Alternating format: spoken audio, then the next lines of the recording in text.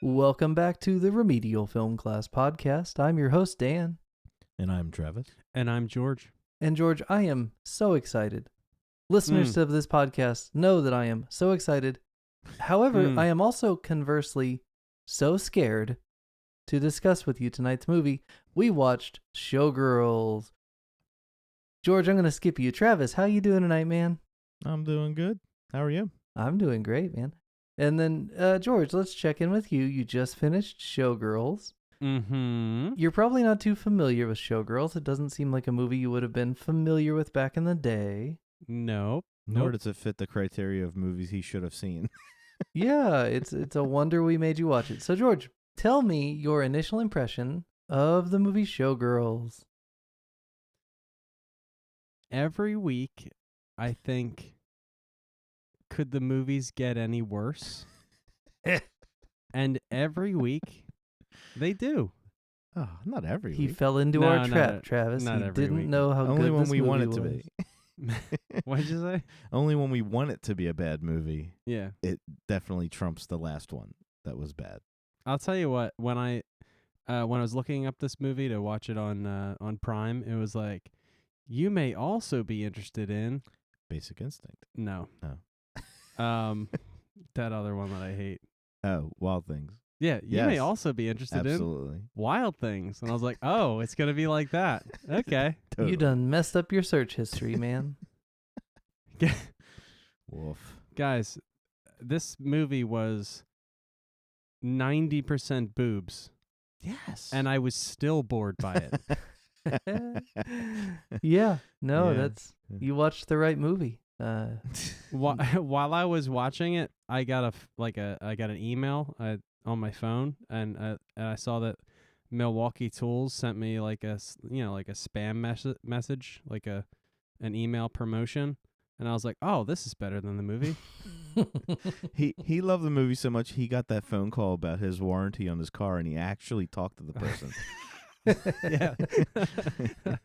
Yeah, he just re-upped satellite radio. He didn't even want it, but anything to get him Yeah. off Yeah. this movie.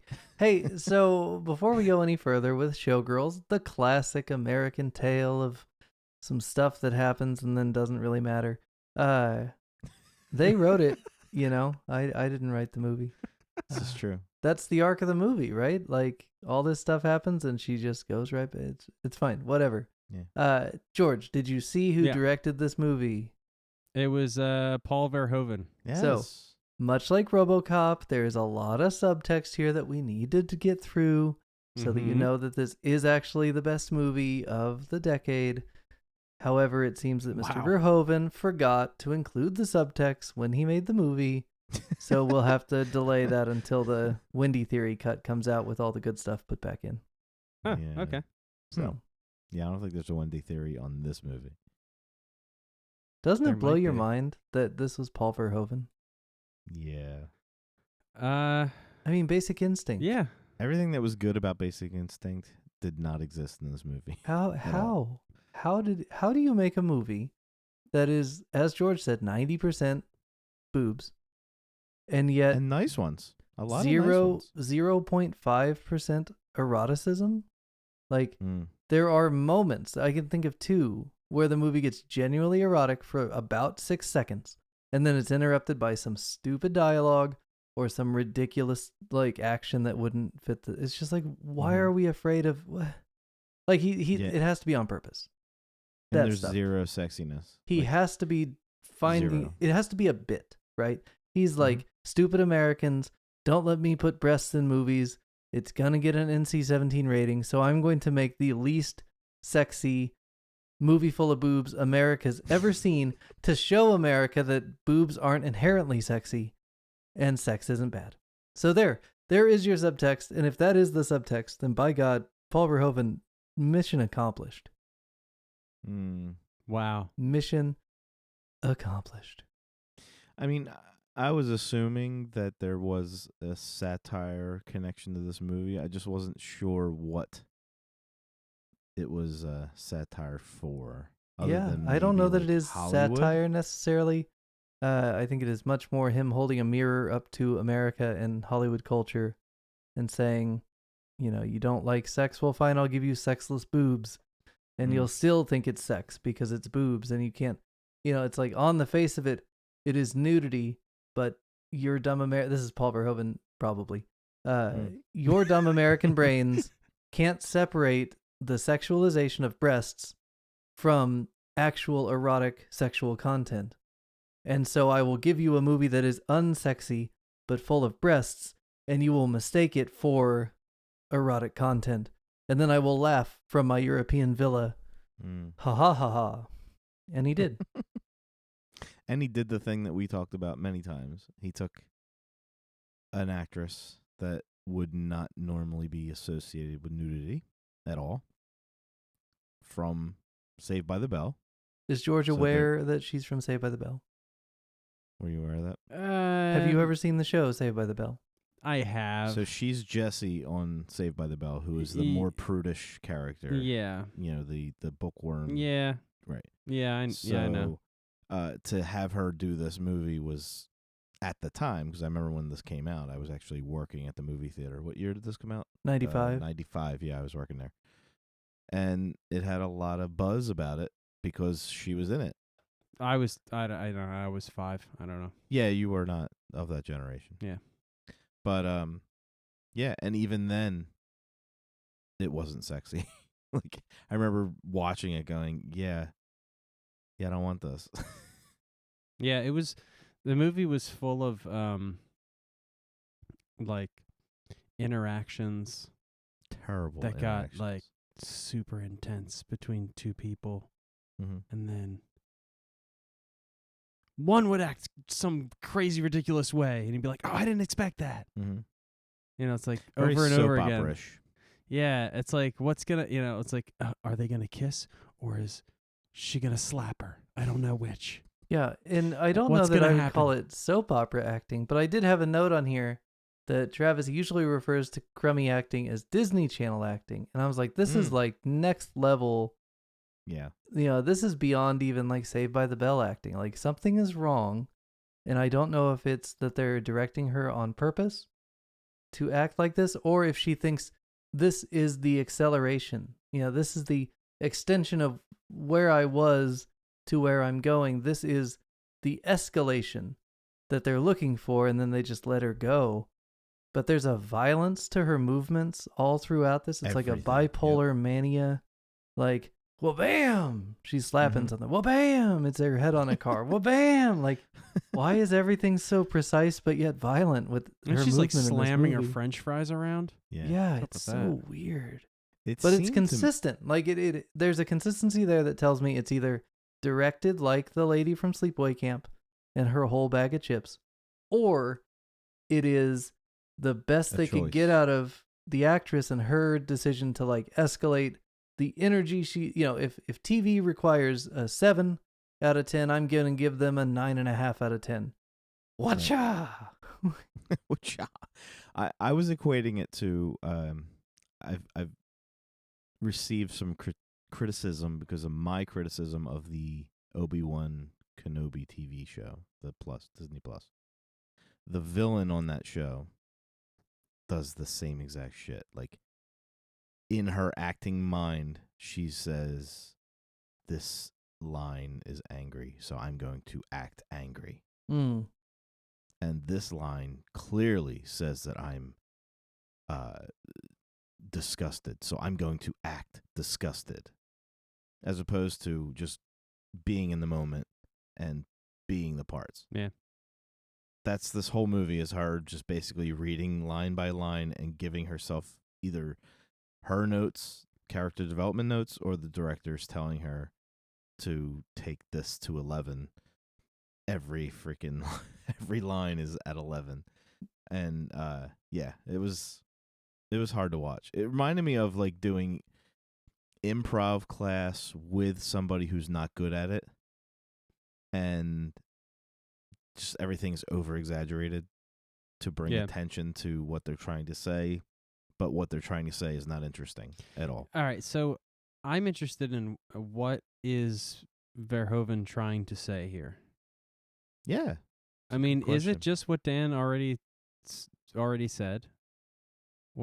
Is that it? I I think it's a little bit of that, and I think it's a commentary on the pursuit of the American dream in those venues. Like, people that move to Hollywood to be actresses or actors, and they end up doing things that they don't want to do, but they have to. Like, I think it's kind of a commentary on that way of life, but instead of Hollywood casting couches and stuff, it's Vegas, because it's easier to do it in Vegas.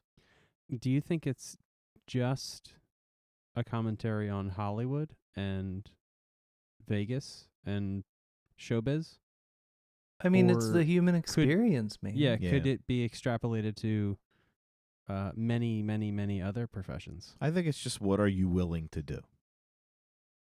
What are you willing to do absolutely. to become either famous or reach your successful goals, whatever that would Precisely. be? Are you And gonna it does sleep beg your way the to top? question, like, you have this goal in mind, but is that goal now your identity? Or is the goal a means to find your identity? And I think it tries to shoehorn a little bit of like, well, I just found myself on this journey through Vegas, where now I have achieved fame, but I'm leaving when the sign has my face on. The end of this movie is a mess. Yeah. But by golly, she got her suitcase back eventually, we presume. I mean, if that guy just didn't like murder her on the side of the road for jumping in his She's truck. now in that suitcase.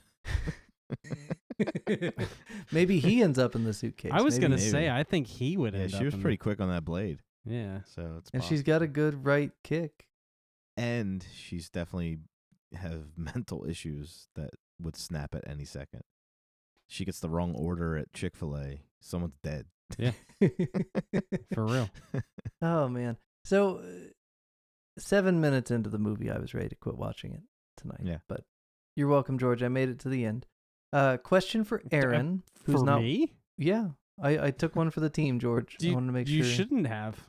No, You should I have popped did. in 12 Monkeys. I forget a lot of what happens in this movie. I'm glad that we watched it. But yikes. Question for Aaron. I know he's not in the room, but I'm sure he will chime in on the Facebook group after his appearance on the Sleepaway Camp episode. Mm-hmm. Guys, because this movie has so much Las Vegas culture, you could think it was like, Sing 2 or something. Sing 2, a better version of this movie, by the way. Yes, precisely. Which is weird that Sing 2 is this movie. And Pretty Woman is a better version of this movie as And well. Glow season 3, I think it was season 3. The last season of Glow was a better this movie than this movie. But anyway, so because there's a lot in here that is just purely Vegas, and it looks like it was sponsored by the tourism board, and it doesn't really necessarily translate to a national audience as well as it would people that live in the Vegas area, I'm going to ask you, is this movie a regional flasher? Regional flasher. Ha. Ha. Ha! That deserves the Alf laugh. Ha! Hey, Willie! Wow. I believe it is. It probably is. Now- Paid for by the owners of the cheetah. George, do you have any idea why this movie was substantial when it came out in 95? Why people talked about it then? And one of the things that really contributes to our discussion of it still to this day, beyond what the heck is this movie? I mean, this was a mainstream movie, wide release, into theaters, a whole lot of press, a whole lot of hype, made some pretty good money. Do you have any idea what the big deal was besides the Saved by the Bell lady? At one point, a character mentioned AIDS. I mean, that did happen, but that's not why. No, that wasn't Well, it. Philadelphia came out around the same time, and that was tackling the AIDS thing a little bit more seriously. What else could it be? So, did you happen to catch the rating of the movie when you streamed it? No. It is rated NC-17. Okay. Which used to get you the booth at the rental place with the curtain. Well, so okay. So the thing is, this was the first wide release, big deal Hollywood movie that embraced this new rating from the ratings board, the NC-17 rating. And so it was a huge deal. Hollywood is finally going to make an NC-17 movie of the quality that it needs to go to theaters.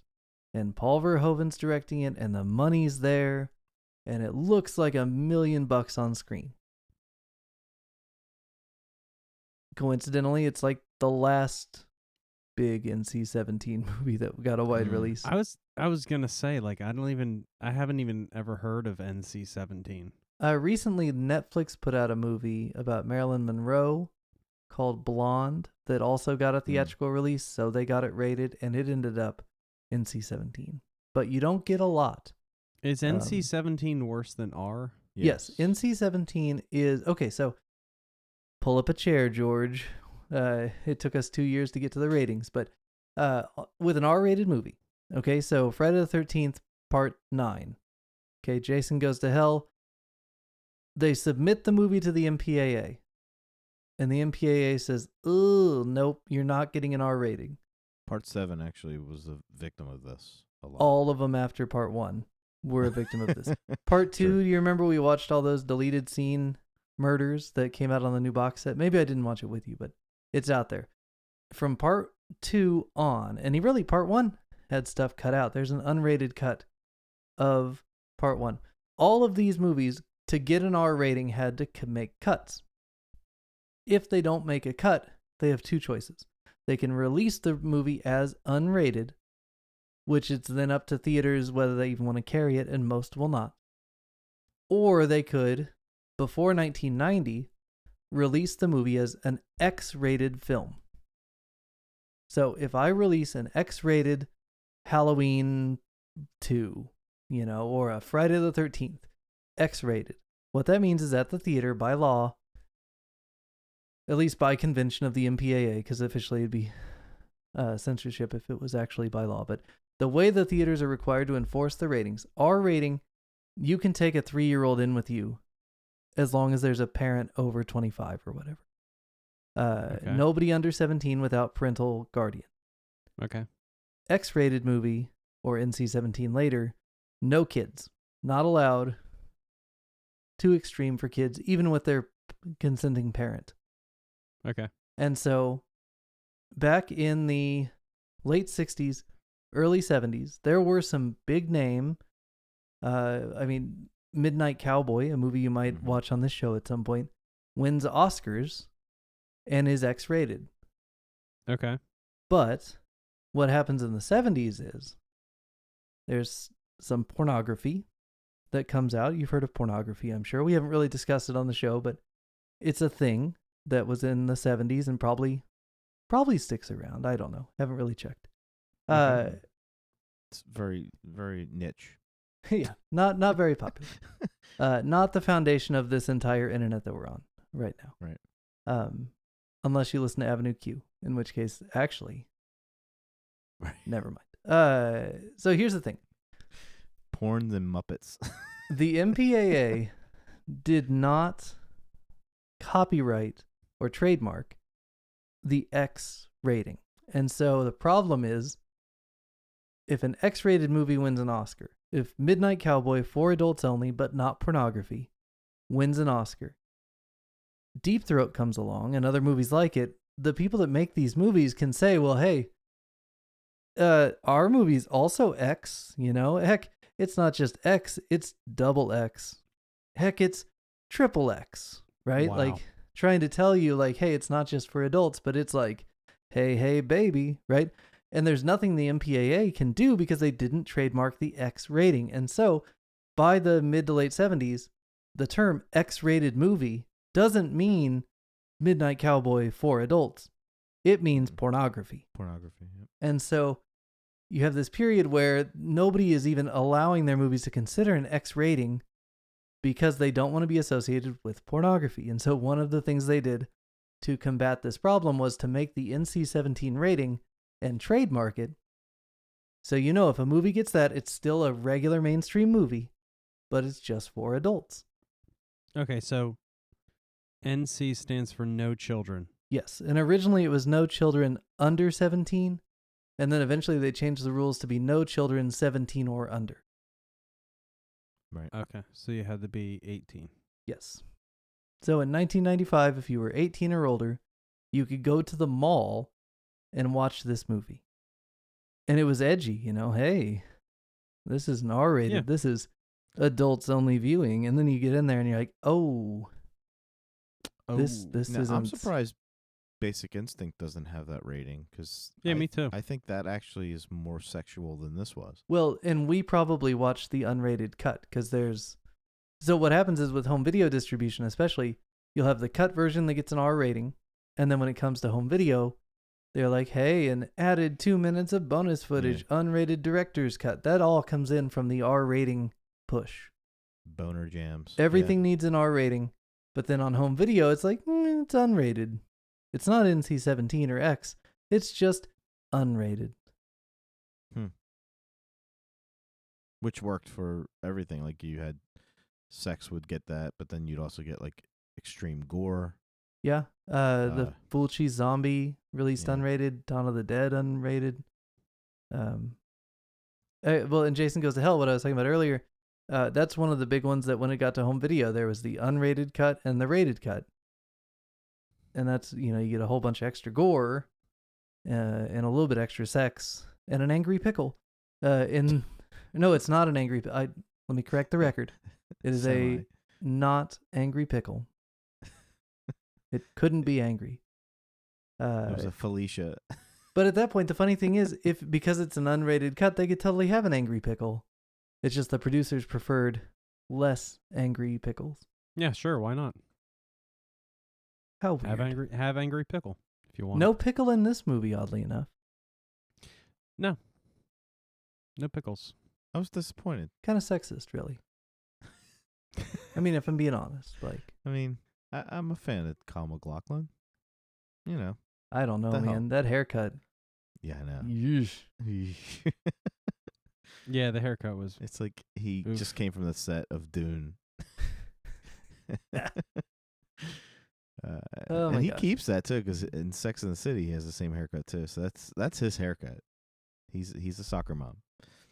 So this movie kind of blows, but it is really interesting that it exists in basically a company of one, where they tried something and just never went back to the well to say like, hey, maybe we can do another mainstream NC-17 wide release movie. Because for a lot of reasons, it's not that this movie didn't have buzz. You know, it's not that you couldn't replicate the buzz again later.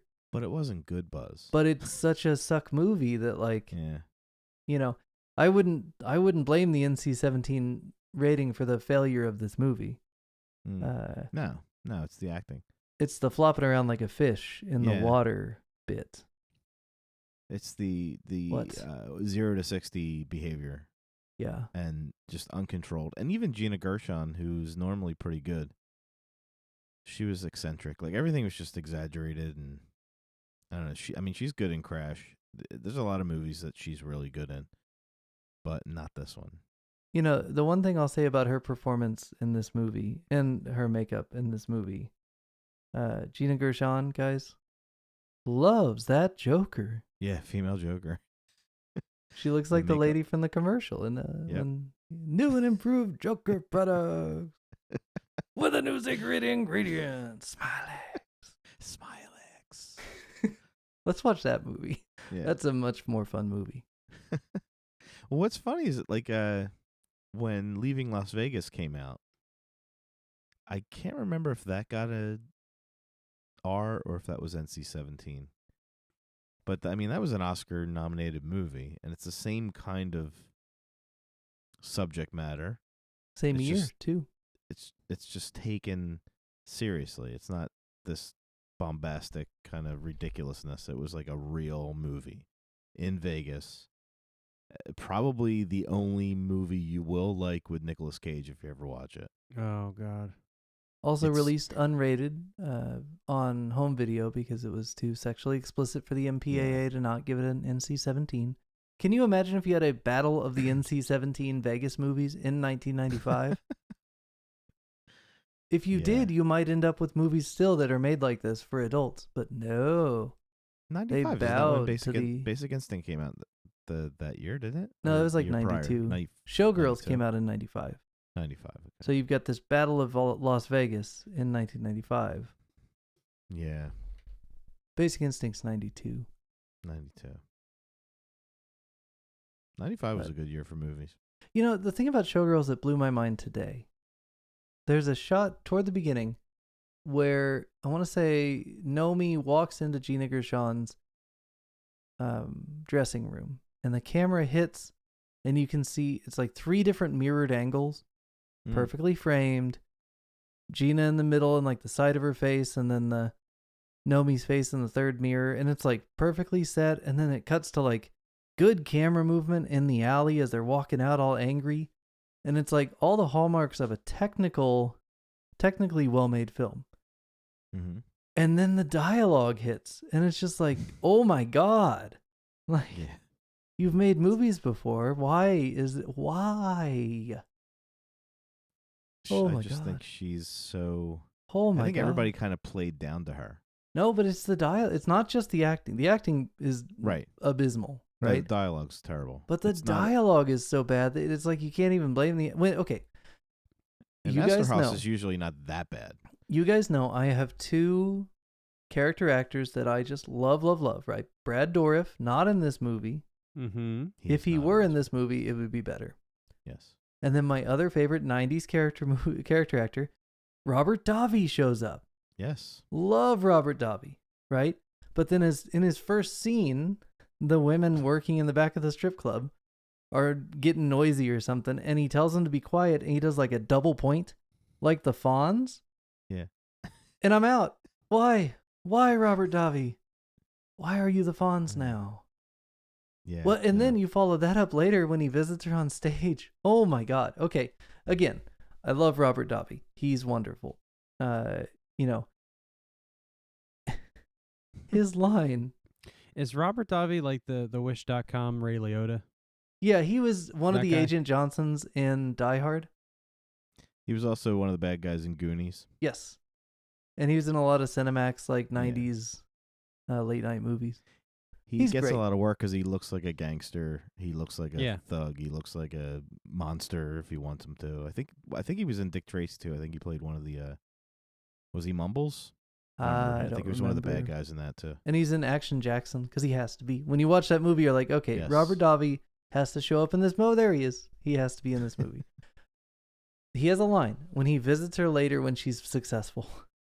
And he does his best, right? Like, he does the most a human being can do to give this line feeling. Mm. He looks at her as he leaves and he goes, "It must be weird not having anybody come on you." Yeah. Wolf. And I'm like, what the fuck? Like, that's not his fault. He didn't write that. Yeah. No, that was on the page. That's a choice. Somebody made a choice to make this movie with that line still in the script. And he gave it his best shot to read it. But oh God, this movie. What a difference a week makes, because that same line probably would have been in Sleepaway Camp as well. I don't know, man. But if it was, it would have been like shouted. It would have been like, it would have been read tastelessly, right? And he's trying to bring it in. He's trying to rein it in and make it like a feeling, emotional line. And it's like, maybe it's his fault for not just leaning in to the bombastic nature of this thing. Maybe if they were all on the same energy level as Nomi, maybe she's the only one doing it right. Maybe they all need to step up to her energy game, and then maybe it would have made sense. Maybe maybe they're not acting with enough energy to serve the script. Yeah, so like he's reading that line, and he's like, how do I deliver this so I don't sound like a douche? And he sounds like a douche. He just sounds like a weirdo. Yeah. Yeah. But I mean, they do intentionally follow that line with her going with Kyle MacLachlan's character. Like, they're doing stuff with the script that is, I think, higher level than this movie deserves.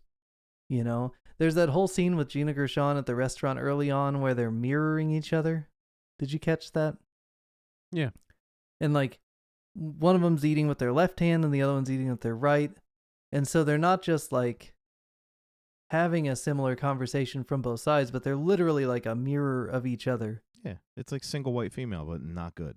But, well, the difference, that's a decent movie, but The difference here is I think they're going for this whole like, this is the, ghost of Sexmas future, right? Like, this is where you're going, and this is where you are now. And so I think too, some of what this movie does, I think when I said earlier, turning the mirror on Americans to be like, you stupid Americans want boobs, here's boobs, see, it's not sexy, right? Like my German friend, Chris, if you're listening over in Germany.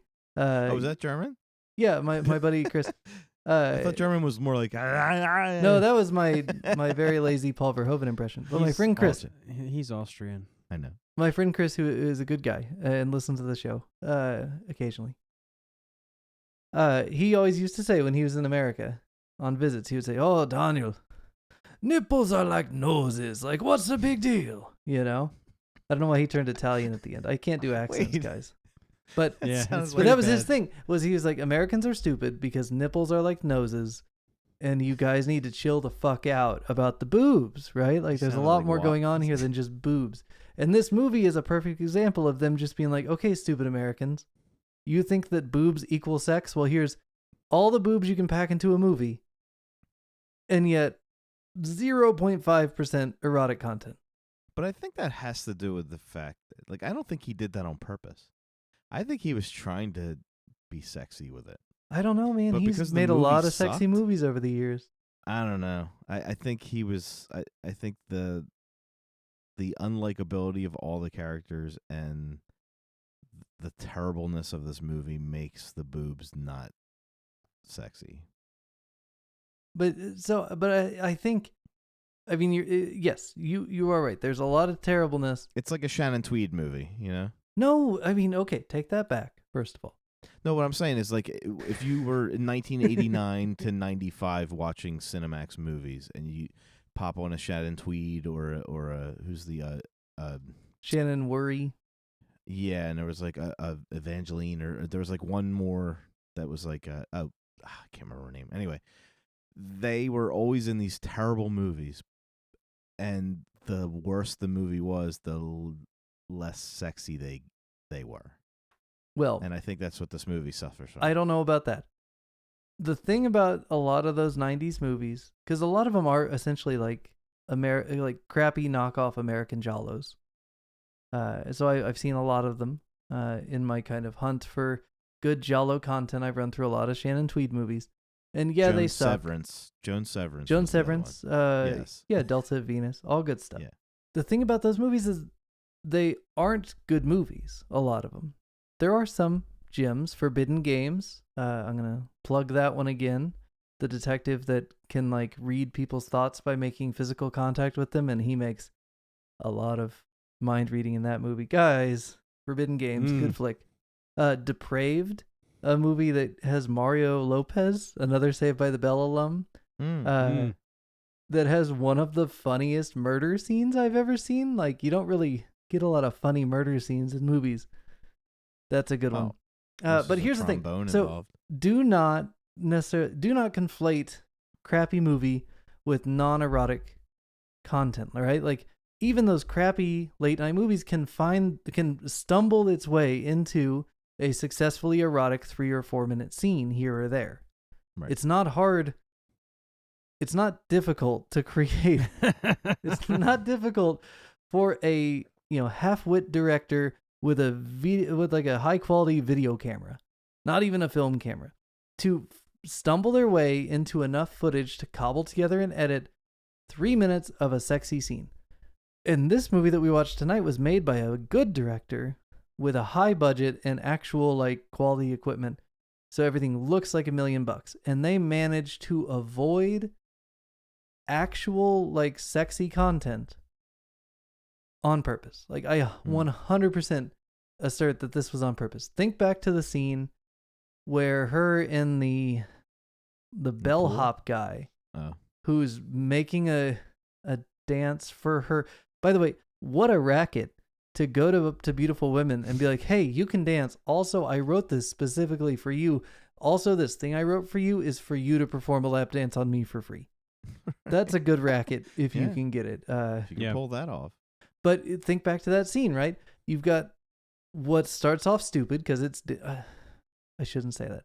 Not a huge dance fan. Don't give a flying crap about the dance, but it doesn't look like good dancing, right? It looks like crappy dancing. And then he says to her, like, follow me, but she hasn't been shown the dance yet, and she knows where the dance goes, but it's not like a waltz. Like, he's doing big moves and she's doing big moves and they end up on a chair. Anyway, stupid, silly part.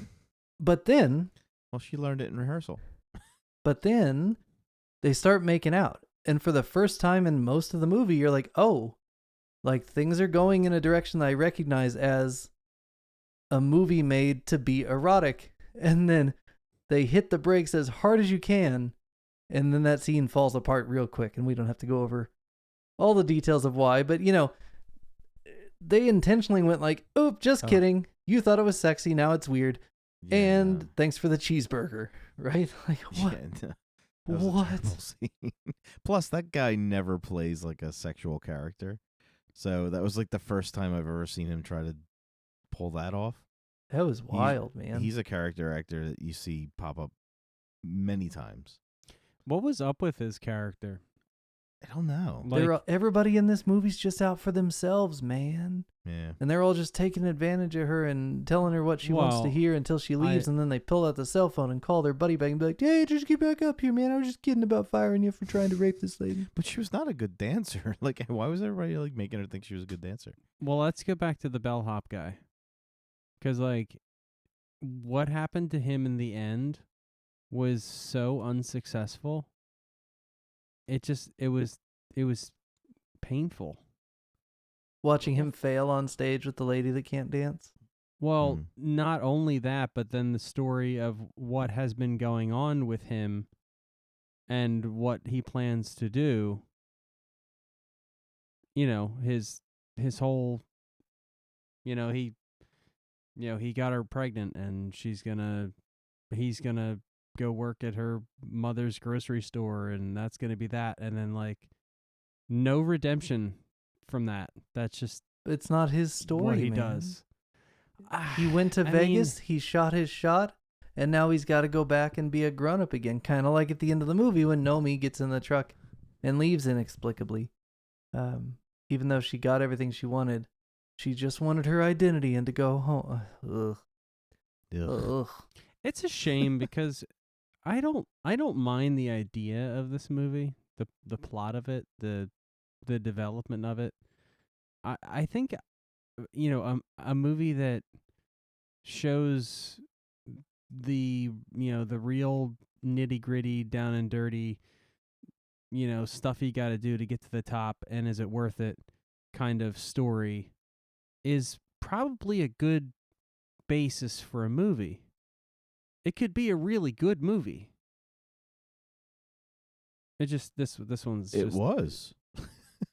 It was done many times. Like, you could go more light, like a Dirty Dancing has that kind of storyline, and if it takes itself too seriously, but also has an agenda, like if he's trying to do satire and trying to make commentary and purposely making it not sexual and purposely getting shitty performances, then yeah, you're not going to get a good movie, even if the story would allow it. Okay. But like a Pretty Woman or what, like they do that. It's My Fair Lady, basically. Yeah. So. But think of it this way: totally different profession, right? Wolf of Wall Street. Right. Isn't that the same story? Yeah. And Leaving Las Vegas is the same story. You could title this movie Leaving Las Vegas, and I wouldn't know the difference. Right. Oh, they have a lot in common. And if it was done right, if this movie was done right, she could have gotten an Oscar. Yeah. But she's terrible. Well, but you know what's funny is she shows up in Any Given Sunday and is great. Her performance in Any Given Sunday is fine, right? Like, if she gave that performance in a movie called Showgirls, directed by a guy as good as Paul Verhoeven, with the budget given to Paul Verhoeven, with the cast given to Paul Verhoeven, but was allowed to act like that character from Any Given Sunday, I don't think we're having this conversation. But somewhere along the lines, they decided, 2 more notches, 3 more notches, you know. We're doing Stonehenge. Right. Yeah. No, we're not doing fucking Stonehenge. They did Stonehenge. I'm not sure if it was the same year, but maybe the year after Striptease came out. And that was another movie that was in the suggested. Yeah, that's Demi Moore. Yeah, that's the next year. That's 96. All right, 96. So she's playing pretty much the same character in the same kind of shitty movie with the bad script. And she's an Oscar nominated actress. I don't know if she ever won one, but she's given good performances. So I think it has to do with the subject matter, how the director handles it, and how the actress handles it. Because it could be just tongue-in-cheek, or it could actually be a good Oscar-nominated movie. Like Boogie Nights. Boogie Nights had the same kind of characters. Heather Graham, the roller girl. Boogie Nights had a dude's wife getting railed in the driveway. And Julianne Moore and Heather Graham both got accolades for that. And it's the same role. Yeah. So. But a much better movie. Is it, though? Oh, Boogie Nights is great, man. No, it is. It's a much better movie, but I'm saying it's directed and acted in the same way. It's almost a satirical version of No, it's a good way. It's a good version. It's like Robocop. Robocop is a satire of, and you didn't get it at first. Yeah. But it was done right. Boogie Nights was done right. This was done wrong. This is the same. If the Boogie Nights director directed this movie might have been a lot better. Yeah. Because he or she would have gotten better performances out of it. But the weird part is Verhoeven has a history of getting good performances out of actors and directing this kind of content successfully. So it has to be, he has to have done this on purpose. And I think it really is. I'm going back to the first 5 minutes of this show. I stand by that. Because I just can't imagine a world where this kind of budget and that quality of cast and that director can get the technical execution that they did. I mean, think about, now I'm not a Vegas show guy. I don't give two flying craps about Vegas shows. But when I see them doing those big shows on stage, I think, this looks expensive. You know, like your money's on the screen. You did the right thing to put the money on the screen. I believe this is what the shows probably look like. It looks cool. But the dialogue is so weird that it has to be an intentional choice. Well, maybe Verhoeven suffers from the same disease that Lucas suffers from. He can't direct actors. But Basic Instinct. Yeah, but there are parts where they're off the rails with their acting. It's just such a good movie that you're willing to look past it. I don't know that we ever said that during our. I'm thinking back to how much we appreciated it's great. the acting But what I'm in saying Basic is, Instinct. there are times where the great Michael Douglas and Sharon Stone sometimes, and that actually supporting cast is just chock full of actors. There are a few lines that are kind of hokey. Iffy. I don't know that hokey and iffy was the problem in Showgirls, though. This is like Sus. a 4-alarm fire. Yeah. Like, something is wrong. But even in like Starship Troopers and Robocop, and what's the other Verhoeven Total movie Recall. Total Recall. The women seem to have. I don't know if it's his directing for them, but I remember Denise Richards in Starship Troopers. She was like the weakest link because she was the one that was like playing it over the top. Yeah, She not was not like her subtle performance in Wild Things. In Wild Things. No, it was a lot worse. It was she was playing this girl from Showgirls in Starship Troopers, but instead of being a stripper, she was in the military. But she just had this over the top like cheerleader delivery with her, you know, almost like swinging your ponytail when you talk kind of delivery, and it was completely opposite of all the guys who were basically just playing like these. Well, let's save grunts. that for when we watch that movie, because again, that also might be intentional. But we'll have to see in the context of that film what they're trying to do. He gets a performance out of Sharon Stone that defines her entire career, and she's a great actress. But he added to her abilities in Basic Instinct. Like, she performs in Basic Instinct better than she performs in any other movie that I've seen her in. But the early Sharon Stone before Basic Instinct in Total Recall was a little hokey. Well, but that's But it might have been done on Total purpose. Recall. Like, Yeah. different movie. I don't know, man. I stand by it. I think this movie's bad on purpose, and I think he was making fun of us, and he did it. That's he fine. succeeded. That's fine. Damn it, Paul Verhoeven.